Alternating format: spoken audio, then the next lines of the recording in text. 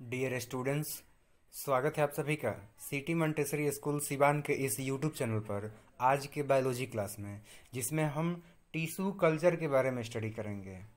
तो चलिए इस वीडियो लेक्चर को स्टार्ट करते हैं और जानते हैं टिश्यू कल्चर, जो कि एक एसेक्सुअल रिप्रोडक्शन का मोड है।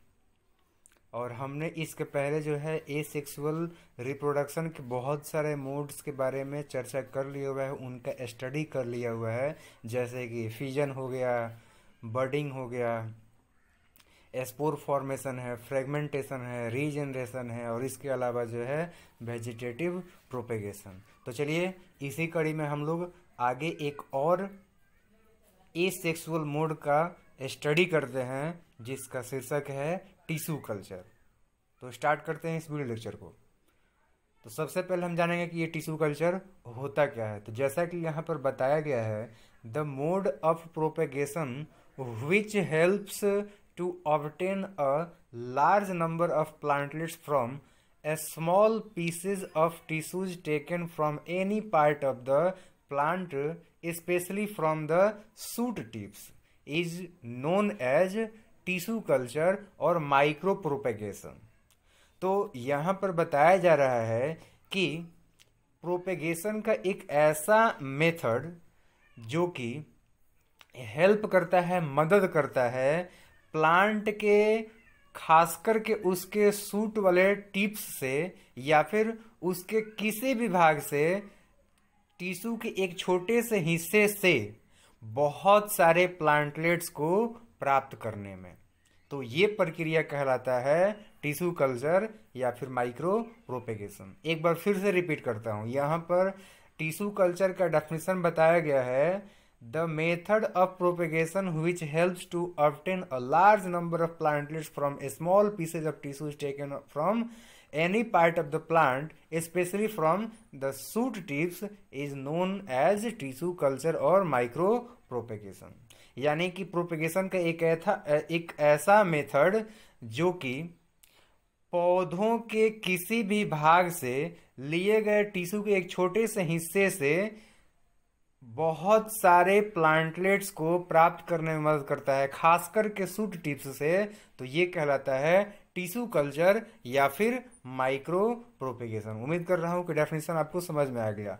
अब एक चीज यहाँ पर ध्यान रखो, यहाँ पे आगे क्या बताया जा रहा है कि it is called micro propagation because a small size of plant material is used for this method.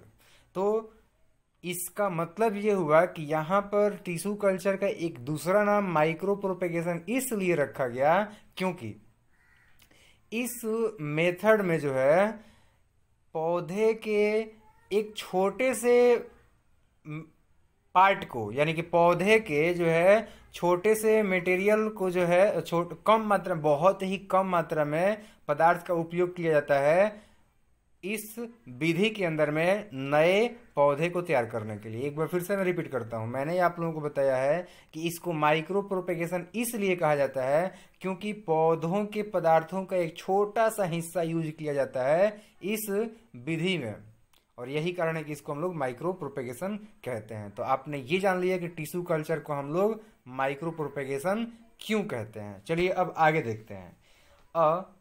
Proper medium is essential for this method. लेकिन अब इसमें इंपॉर्टेंट फैक्ट ये है कि इस विधि में, इस मेथड के लिए जो है एक प्रॉपर, एक खास मीडियम की आवश्यकता होती है, जिसके बारे में हम लोग अभी अभी चर्चा करने वाले हैं। तो चलिए अब आगे देखते हैं। आगे यहां पर बताया जा रहा है कि इस मेथड में, पहले देख लेते हैं क्या यहां पर बताया गया है।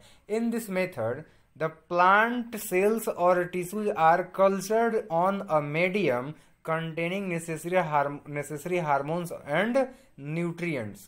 यानी कि जिस माध्यम का हम लोग बात कर रहे थे उसी के बारे में यहाँ पर बताया जा रहा है कि इस मेथड में, इस प्रक्रिया में प्लांट सेल्स या फिर टिश्यू जो हैं वो एक ऐसे मीडियम में कल्टीवेट किए जाते हैं, कल्चर किए जाते हैं, पाले जाते हैं, जिसमें कि आवश्यक हार्मोन्स उपस्थित होते हैं और न्यूट्रिएंट्स भी रहते हैं।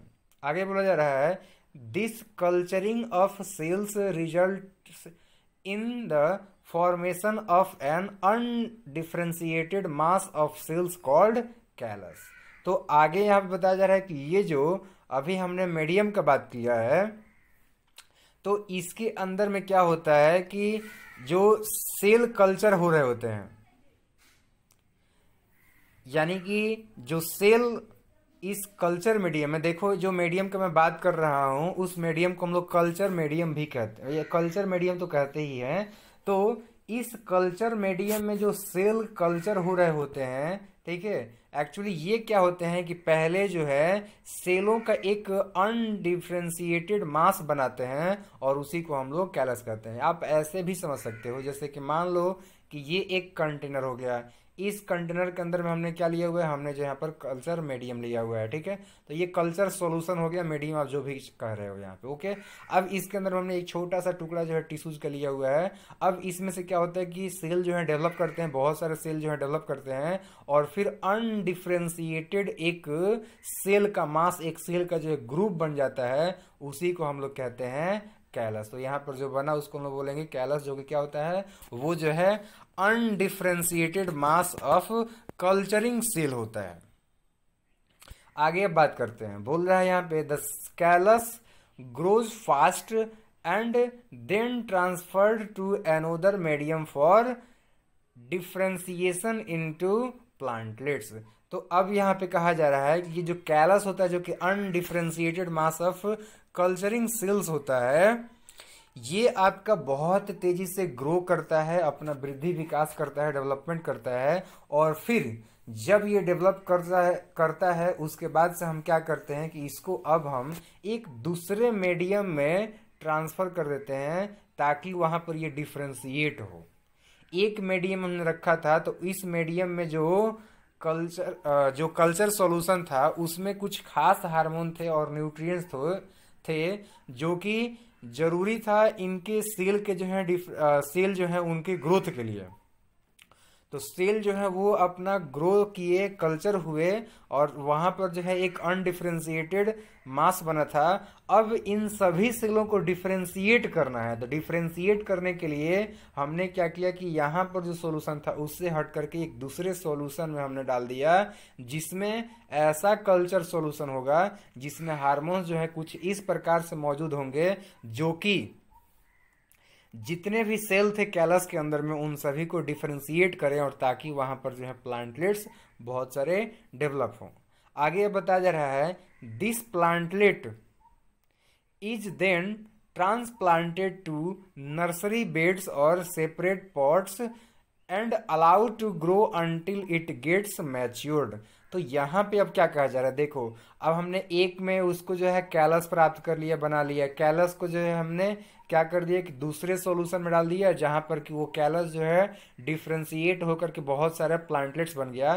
तो अब इन प्लांटलेट्स को हम लोग क्या करते हैं कि नर्सरी बेड्स में ले जाकर के लगा देते हैं, या फिर क्या करते हैं कि छोटे छोटे बर्तन होते हैं तो उन सभी बर्तनों में जो है इन सभी प्लांटलेट्स को एक एक करके अलग अलग लगा देते हैं या फिर दो दो करके अलग अलग लगाते हैं। तो इस तरीके से मतलब सिंपल सा हमारा जो मकसद होता है वो वही होता है कि जो जैसे मान लो कि ये जो है आपके कैलस के जो है अंदर के बहुत सारे अनडिफरेंशिएटेड, मान लो कि ये जो है आपके सेल थे। अब इन सेलों को हमने दूसरे मीडियम में रखा तो यहाँ पर क्या हो गया, ये जो है आपका डिफरेंशिएट हो गया। अब जब ये डिफरेंशिएट हो गया और इसमें जो है आपके पौधों के कुछ भाग जो अब डेवलप होने लगे हैं, तो अब इनको क्या करें कि एक सेकंड वेट करो, मैं बताता हूँ।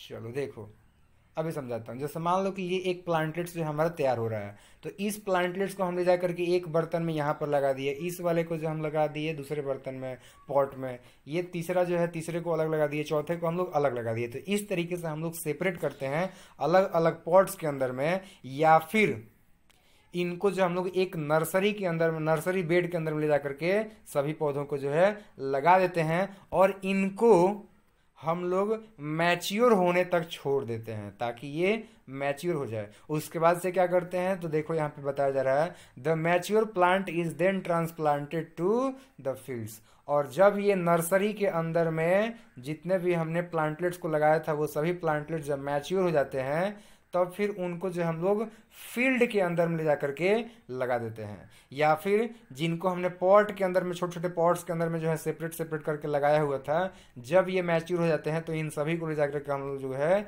इन सभी को खेतों के अंदर में जा करके लगा देते हैं। तो इस प्रकार से ये प्रक्रिया कंप्लीट होता है। उम्मीद कर रहा हूँ कि ये आप लोगों को जो अच्छे तरीके से समझ में आ रहा है। चलिए तो कुछ और भी फैक्ट्स इनसे संबंधित दिया हुआ है, एक करके हम लोग देख लेते हैं। तो यहाँ पर कहा जा रहा है the ornamental plants such as dahlia, orchids, chrysanthemum etcetera are propagated by this method. यानी कि यहाँ पर बताया गया है कि इस मेथड के द्वारा, इस विधि के द्वारा कौन कौन से पौधों का जो है प्रोपेगेशन किया जाता है, रिप्रोडक्शन कराया जाता है। तो यहाँ पर साफ साफ बताया गया है कि जो ऑर्नामेंटल प्लांट्स होते हैं, सजावटीय जो पौधे होते हैं, जैसे कि डहलिया है, ऑर्किड्स है, क्राइसेंथेमम है, ठीक है, तो ऐसे पौधे जो हैं इस मेथड के द्वारा प्रोपेगेट किए जाते हैं। उम्मीद कर रहा हूँ कि ये सारी बातें आप लोगों को बेहतर तरीके से समझ में आ रहा है। चलिए अब आगे देखते हैं कुछ और भी चीजें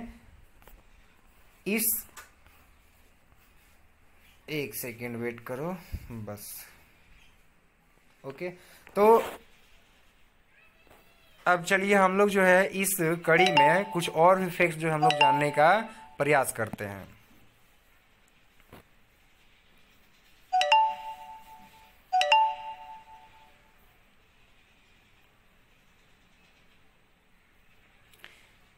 चलो देखो, सबसे पहले इसी को जो हम लोग अब डायग्राम के माध्यम से समझेंगे। हमने थियोरेटिकली आप लोगों को समझा दिया कि पहले क्या करते हैं, उसके बाद क्या करते हैं, उसके बाद क्या करते हैं। तो ये जो कल्चर सॉल्यूशन है वो क्या होता है और टिश्यू कल्चर क्या होता है, ये सब चीज़ें मैंने सिलसिलेवार तरीके से तो समझा दिया था थियोरेटिकली। अब चलिए इसी चीज़ को हम लोग जो है डायग्रामेटिकली समझते हैं। तो देखो, सबसे पहले हम लोग क्या करते हैं कि ये एक अगर मान लो कि प्लांट हो गया, ओके, तो ये जो प्लांट है इसके अंदर में हम लोग देखते हैं कि कौन सा जो है ग्रोइंग पार्ट है। हमें ये ध्यान रखना है कि ऐसे टिश्यूज को नहीं लेना है जिसमें कि ग्रोथ नहीं हो रहा है, क्योंकि उसमें ग्रोथ नहीं हो रहा है तो वो जो आपका कल्चर नहीं हो पाएगा, यानी कि वो जो है कल्टीवेट नहीं हो पाएगा। तो इसलिए हमें जो है ग्रोइंग पार्ट का एक छोटा सा हिस्सा लेना है, टिश्यूज लेना है, या फिर कह सकते हैं कि सेलों का कुछ मात्रा लेना है।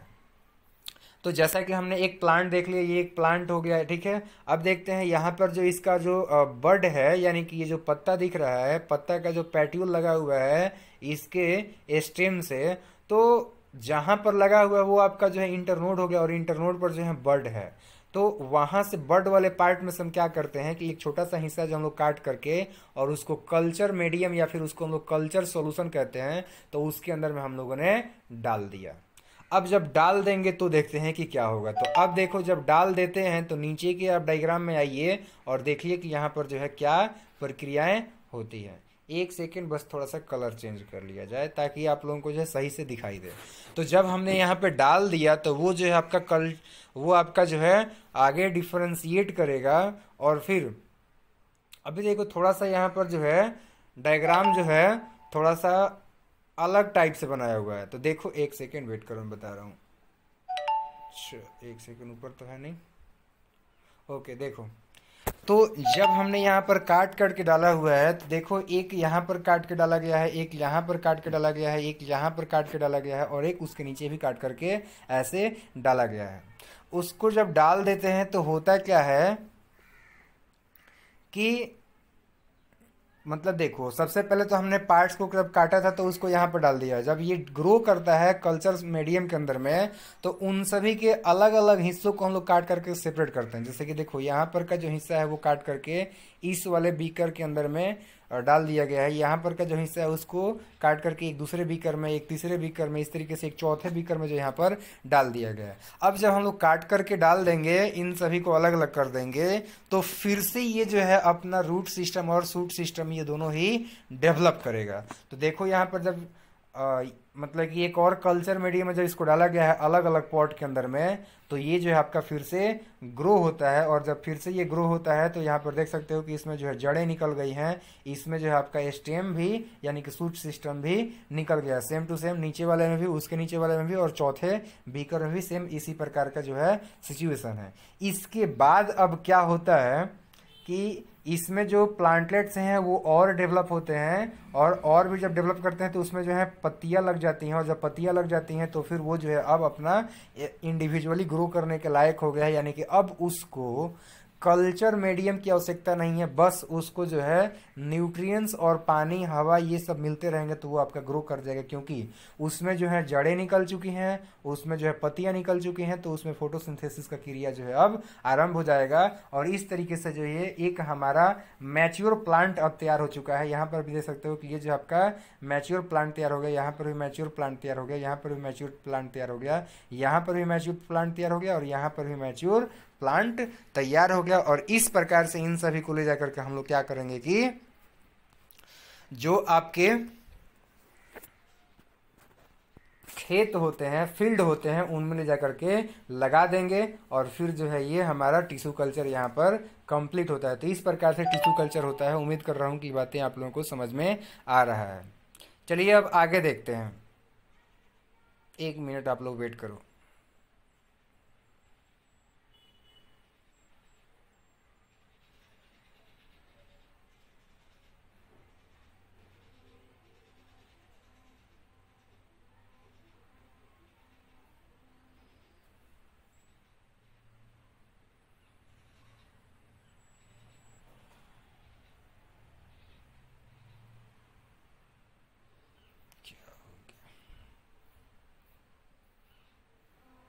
हाँ चलो स्टार्ट करते हैं हम लोग।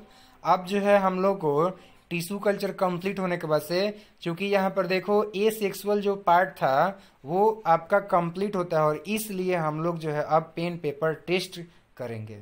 तो पेन पेपर टेस्ट में कुछ क्वेश्चन होंगे, देख लेते हैं कौन कौन से क्वेश्चन है। आप लोग यहाँ पर देखो स्क्रीन पर, आप स्क्रीनशॉट ले लेना, और फिर उसको जो आप लोग अपने नोटबुक के अंदर में आंसर करेंगे। सो पहला क्वेश्चन है पेन पेपर टेस्ट 3 का, डिफाइन वेजिटेटिव प्रोपेगेशन, यानी कि वेजिटेटिव प्रोपेगेशन का आप लोगों को डेफिनेशन बताना है। दूसरा क्वेश्चन है what are the 2 types of vegetative propagation, vegetative propagation के 2 टाइप कौन कौन से हैं। तीसरा क्वेश्चन है what are natural and artificial vegetative propagation, यानी कि नेचुरल और आर्टिफिशियल वेजिटेटिव प्रोपेगेशन क्या होते हैं ये आपको बताना है। और चौथा क्वेश्चन है explain the vegetative propagation in Bryophyllum, Bryophyllum के अंदर में जो है किस प्रकार से उसके लीफ के जरिए वेजिटेटिव प्रोपेगेशन होता है, ये आपको एक्सप्लेन करना है। और एक्सप्लेनेशन में जो है डायग्राम का होना बेहद ज़रूरी है, ये आप लोग ध्यान रखेंगे। चलिए अब आगे देखते हैं। तो जब ब्रायोफाइलम में एक सेकेंड, जब ब्रायोफाइलम में जो है आपने वेजिटेटिव प्रोपेगेशन को एक्सप्लेन कर दिया, तो उसके बाद 5वें क्वेश्चन के अंदर में आप लोगों को बोला गया है explain the vegetative propagation in potato and sweet potato. तो आप लोगों को जो है ब्रायोफाइलम के बाद स्वीट पोटैटो और पोटैटो के अंदर में वेजिटेटिव प्रोपेगेशन को एक्सप्लेन करना है और डायग्राम भी बनाना है। छठा क्वेश्चन देखते हैं। जो छठा क्वेश्चन है explain the vegetative propagation in money plant, तो आप लोगों को मनी प्लांट में भी वेजिटेटिव प्रोपेगेशन को समझाना है, एक्सप्लेन करना है। सातवां क्वेश्चन है what are the different types of artificial vegetative propagation, यानी कि अलग अलग प्रकार के आर्टिफिशियल वेजिटेटिव प्रोपेगेशन कौन कौन से होते हैं ये आपको बताना है। यानी कि आर्टिफिशियल वेजिटेटिव प्रोपेगेशन के विभिन्न प्रकारों को आप लोगों को जो है बताना है। और 8वां क्वेश्चन देखते हैं। तो यहाँ पर 8वां क्वेश्चन बोला जा रहा है how is the process of cutting practised in rose, rose में जो है कटिंग का प्रैक्टिस कैसे किया जाता है ये आपको बताना है। यानी कि जो रोज होते हैं, गुलाब का फूल होता है, तो उनको जो है कटिंग के जरिए कैसे उगाया जाता है ये आपको बताना है। अब देखते हैं हम लोग 9th नंबर क्वेश्चन। तो 9वां क्वेश्चन है how is layering done in jasmine, jasmine में जो है लेयरिंग कैसे किया जाता है ये आपको बताना है। और 10वां क्वेश्चन है डिफाइन ग्राफ्टिंग, तो आप लोगों को ग्राफ्टिंग का डेफिनेशन बताना है। अब आगे हम लोग देखते हैं। तो 11वां क्वेश्चन यहाँ पे आ रहा है, और 11वां क्वेश्चन है how does grafting take place in apple, apple में जो है ग्राफ्टिंग कैसे होता है ये आपको बताना है। 12वां क्वेश्चन है what are the advantages of grafting, grafting का क्या क्या जो है आपका ग्राफ्टिंग के जो है कौन कौन से फायदे हैं ये सभी आपको बताने हैं। 13 नंबर क्वेश्चन है what are the advantages and disadvantages of vegetative propagation, यानी कि वेजिटेटिव प्रोपेगेशन के क्या फायदे और नुकसान हैं ये आपको बताना है 13वें नंबर क्वेश्चन में। 14वां नंबर क्वेश्चन है डिफाइन टिश्यू कल्चर, यानी कि टिश्यू कल्चर का डेफिनेशन बताना है, जो कि मैंने इस वीडियो लेक्चर के शुरुआत में ही आप लोगों को बताया था।